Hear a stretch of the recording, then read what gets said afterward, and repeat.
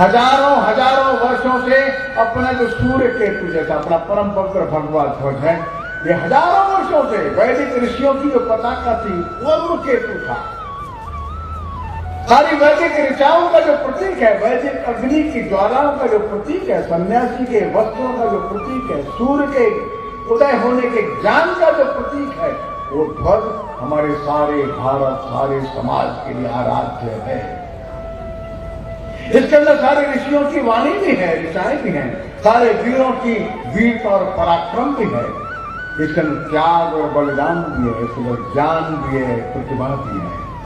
इस ध्वज के संरक्षण में आते ही हजारों वर्षों का इतिहास, हजारों वर्षों की महान परंपरा हमारे मन में बैठ जाती है।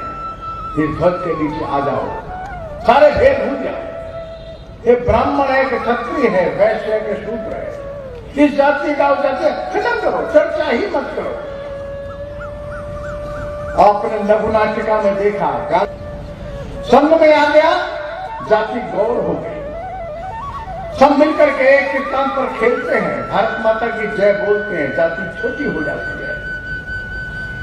जाति का कोई महत्व नहीं रह जाता संघ स्थान पर आते ही। जैसे गंगा स्नान करने के लिए जाते हैं, बगल में कौन स्नान कर रहा है नहीं पता ना, उसको स्पर्श करके आने वाला जल उसमें हम स्नान करते हैं, गंगा पवित्र कर देती है। कोई राम कथा हो रही है, सब राम कथा सुन रहे हैं, राजा राम की जय बोल रहे हैं, कथा सुनने के बाद बाहर निकलते हैं, सब राम के भक्त है ना, भेदभाव दूर हो जाता है। जब कोई बड़ी आधारशिला पर लोग खड़े हो जाते हैं तो छोटे छोटे भेद दूर हो जाते हैं। राष्ट्रीय स्वयंसेवक संघ ने यही किया, डॉक्टर साहब ने यही सिखाया। संघ स्थान पर खेल कबड्डी का, कौन किसकी टांग पकड़ेगा मालूम नहीं, कौन किसके ऊपर बैठ जाएगा, गिरा देगा मालूम नहीं। हो सकता है नीचे गिरने वाला ब्राह्मण हो, वैश्य हो, क्षत्रिय हो, ऊपर बैठने वाला वाल्मीकि हो सकता है, हरिजन हो सकता है, शूद्र हो सकता है, किसी वजह मालूम ही नहीं। और मालूम नहीं तो मन में से भेद चला गया, छोटे और बड़े का, बड़े पढ़े लिखे का और निरक्षर का, बहुत धनवान का और निर्धन का, हिंदी बोलने वाले का और तमिल बोलने वाले का, उत्तर और दक्षिण का, पूर्व और पश्चिम का भेद मिट गया। संघ की शाखा सबको एक करने के काम में लग गई। डॉक्टर साहब का प्रयोग सफल हो गया। एक लंबे डायग्नोसिस के बाद, एक लंबे विश्लेषण परीक्षण के बाद उन्होंने जो निष्कर्ष निकाला था, हिंदू समाज का विघटित स्वरूप यह हमारे समस्या का कारण है। हिंदू समाज का संगठित स्वरूप हमारी समस्याओं का निदान है। और इसलिए औषधि निर्धारण करने में डॉक्टर साहब ने चूक नहीं की।